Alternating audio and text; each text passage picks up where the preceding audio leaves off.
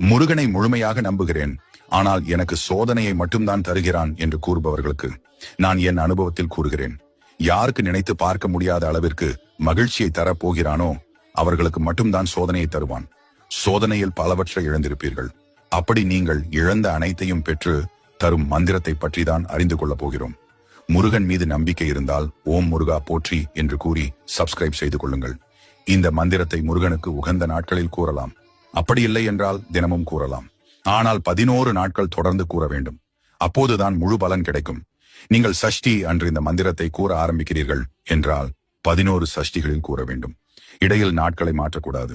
ஓம் முருகா, குரு முருகா, அருள் முருகா, ஆனந்த முருகா, சிவசக்தி பாலகனே, சண்முகனே, சடாக்ஷரனே, என் வாக்கிலும் நினைவிலும் நின்று காக்க, ஓம் ஐம் ஹ்ரீம் வேல் காக்க, ஸ்வஹா என்ற மந்திரத்தை நம்பிக்கையுடன் 11 நாட்கள் கூறுங்கள். நீங்கள் இழந்த அனைத்தையும் முருகன் நிறைவேற்றி வைப்பார். இது